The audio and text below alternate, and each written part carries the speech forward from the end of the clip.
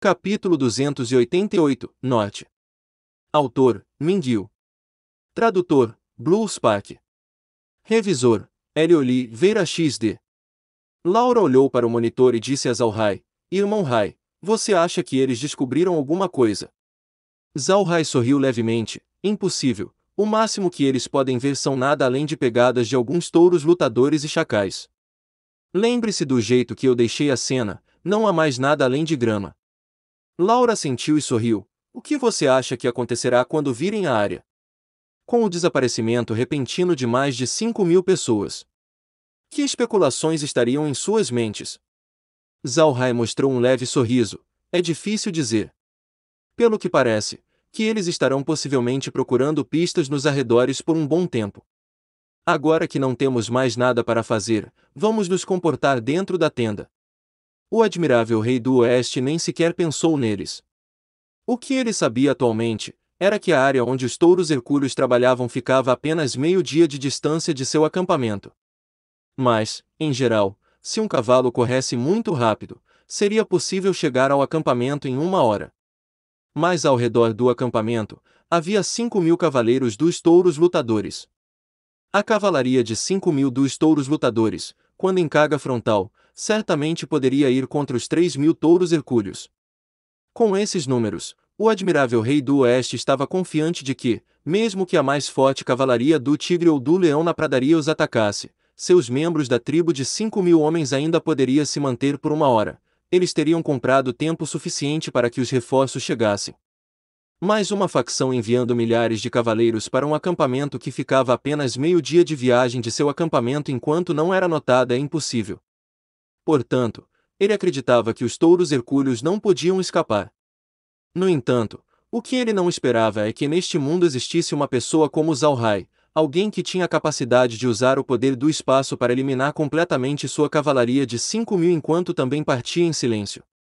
Por ele não ter nenhuma ideia de que o método de Zalhai existe, o admirável rei do Oeste se sentiu sufocado. Ele não sabia quem estava enfrentando. Pois sua cavalaria de 5.000 simplesmente desaparecer assim era muito estranho, enquanto saíssem sem deixar vestígios na cena exceto por algumas manchas de sangue. Não havia quase nada que valesse a pena notar. Nenhum vestígio, exceto por algumas tendas em torno que não pareciam que foram reviradas. Parecia que eles foram atacados por um general celestial, de repente aterrissando do céu, atropelando seus acampamentos, depois juntando tudo antes de voar para longe. Não obtendo nenhuma pista, todo o mundo do acampamento do admirável rei do Oeste desenvolveu dores de cabeça. No final, não havia nenhum lugar para o admirável rei do Oeste enviar suas tropas. O admirável rei do Oeste só pode ir aos profetas na sua tribo. Haviam profetas em tribos como as do admirável rei do Oeste. No momento, haviam atualmente 5 profetas no acampamento do admirável rei do Oeste, todos da tribo do búfalo d'água.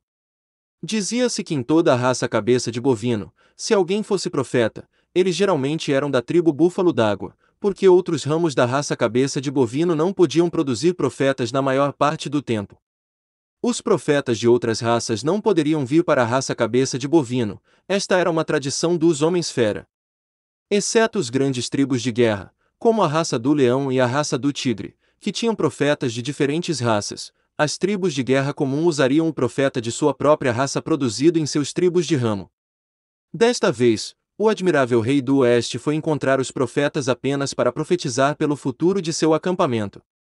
Ele não perguntou quem salvou os touros hercúleos porque os profetas não eram deuses, é impossível profetizar sobre isso. Um dos 5 profetas do admirável rei do Oeste era aquele que se tornou muito conhecido entre os homens-fera. Seu nome era Blue Jack da tribo do Búfalo d'Água. Ele começou sua carreira bem cedo em sua vida. Ele era mais conhecido por ter uma profecia de sucesso alguns anos atrás. Ele profetizou que a pradaria dos homens-fera teria uma grande seca, e de fato, naquele ano a pradaria teve uma seca. Isso o tornou instantaneamente famoso entre toda a pradaria dos homens-fera. Na verdade, os profetas homens-feras não eram tão misteriosos. A principal coisa que eles usavam para combater era o tablete de alma da besta, da mesma forma que os mágicos humanos usam seu próprio condutor como o cajado. E quando profetizavam, entre 100 profecias, eles podiam adivinhar corretamente 5 ou 6 vezes. bastante ruim, mas os homens feras ainda acreditavam neles, assim como os antigos chineses acreditavam na adivinhação. Desta vez, o admirável rei do Oeste reuniu todos os profetas em sua tenda. Ele olhou para eles e disse: Profetas, a situação desta tribo, eu acredito que vocês já sabem mais ou menos sobre isso, então eu não vou dizer mais nada. O que eu quero lhes pedir é para prever a situação da minha tribo no futuro. Se nossa tribo não terá um bom futuro, como então devemos evitar o desastre? Peço ajuda aos profetas.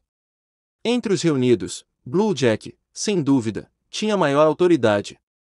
Ele assumiu a liderança em fazer uma saudação para o admirável rei do Oeste. O príncipe é muito educado, partilhar as preocupações do príncipe é o nosso dever. Blue Jack usava um manto de algodão que parecia um manto de mago negro. Ele tinha rugas no rosto, mostrando claramente que ele é o oposto de ser jovem. Sua mão estava segurando uma bengala que parece ser feita de ossos mágicos, brancos, mas não da cor pálida, mas brancos como jade puro. Era muito bonito. Pendurado em seu pescoço haviam crânios, 18 deles. Esses crânios não eram genuínos, mas eram feitos de chifres de touro e eram feitos para serem pretos. Muitas vezes ele passava suas mãos neles fazendo parecer sombrio e sinistro como se ele não fosse um homem-fera, mas sim um mago negro humano. Com toda honestidade, o admirável rei do Oeste nunca gostou do Blue Jack, ele achava Blue Jack muito sombrio. Mas ele teve que reconhecer a habilidade real de Blue Jack, portanto, ele só pode depender do Blue Jack pesadamente. Assim que o admirável rei do Oeste ouviu a voz de Blue Jack, ele assentiu e respondeu: Muito bem, então cavalheiros, por favor. Ele disse enquanto preparava alguns itens para os vários profetas. Duas coisas eram extremamente cruciais para a profecia de um profeta. A primeira era o crânio de uma besta mágica e a segunda era o sangue da besta mágica. Se a previsão fosse muito importante, eles poderiam até usar o próprio sangue. Atualmente, 5 crânios foram colocados no chão. Esses crânios não eram de Agali, mas o crânio de bovino. Na visão de um homem-fera, quanto maior o nível do crânio da besta mágica, mais precisa seria a previsão. Então desta vez o admirável rei do Oeste apresentou crânios de bovino de alta qualidade. Ao lado dos 5 crânios de bovino haviam 5 tigelas de sangue. Também era sangue de bovino. Os profetas sabiam que isso foi preparado para eles, de modo que cada um deles pegou um conjunto e depois foi em direção ao braseiro na tenda do admirável rei do Oeste. Eles colocaram a caveira no braseiro antes de fecharem os olhos e começarem a pronunciar os encantamentos. Esses encantamentos eram do tipo que só os profetas homens-fera poderiam aprender. Os profetas acreditam que esta linguagem era usada para comunicar com o Deus besta e era usada para receber instruções dele, portanto, todos os profetas deviam estudar esta linguagem. Logo, os profetas pegaram as tigelas cheias de sangue e derramaram o sangue sobre os crânios. Depois, os profetas colocaram os crânios dentro do braseiro e cuidadosamente olharam para ele. Depois de algum tempo, os profetas pararam as suas habilidades e depois se viraram para o admirável rei do Oeste. O admirável rei do Oeste olhou para os profetas diante dele e disse: Profetas, digam-me. Não há necessidade de ser educado sobre isso, a expressão dos profetas era muito pouco atraente. Príncipe, pelo resultado da profecia deste tempo, nós tememos que as situações de seu acampamento não sejam boas. Outros profetas também contaram a mesma coisa, exceto Blue Jack. O admirável rei do Oeste viu que o Blue Jack não estava falando. Ele rapidamente perguntou: Blue Jack, qual é o seu julgamento? Blue Jack também balançou a cabeça. Não muito bom, o acampamento do admirável rei do Oeste vai encontrar uma grande calamidade, mas há uma maneira de resolvê-la. Ao ouvir o que Blue Jack disse, o rosto do admirável rei do Oeste mudou sua compleição. Ele rapidamente disse: Eu convido o profeta Blue Jack a falar palavras claras. Blue Jack disse: Da profecia de hoje, se quisermos superar essa calamidade, só há uma maneira de resolver pelo que pode ser visto no crânio. É que existe um meio de segurança no norte, mas quanto ao significado específico do que é eu não conheço. Talvez se refugiar no norte, ou talvez haja uma pessoa especial que precisamos ajudar no norte. O admirável rei do Oeste tricotou as sobrancelhas em sua cabeça, ele olhou para os profetas um por um, mas nenhum outro profeta falou mais palavras. O admirável rei do Oeste franziu a testa, ele não entendia o que esse norte significava. Para dizer o norte, esse lugar era muito grande e não era possível que eles se refugiem no norte. Era impossível para um acampamento de 100.000 pessoas irem migrar durante o inverno. Completamente impossível de ir, mas pensando nisso, há uma pessoa especial no norte, porque a tribo do touro lutador estava nessa direção. Isso significa que eles devem se refugiar com a tribo do touro lutador. Na verdade, essa ideia de Blue Jack já estava na mente do admirável rei do oeste. Ele queria muito voltar para a tribo do touro lutador, portanto, ele refletiu sobre suas ações atuais. Ele transformou as princesas dos touro hercúleos em escravas e também preparou uma armadilha para os outros touros hercúleos que poderiam querer tentar resgatá-las. Essas ações representavam sua disposição de se aliar à tribo do touro lutador.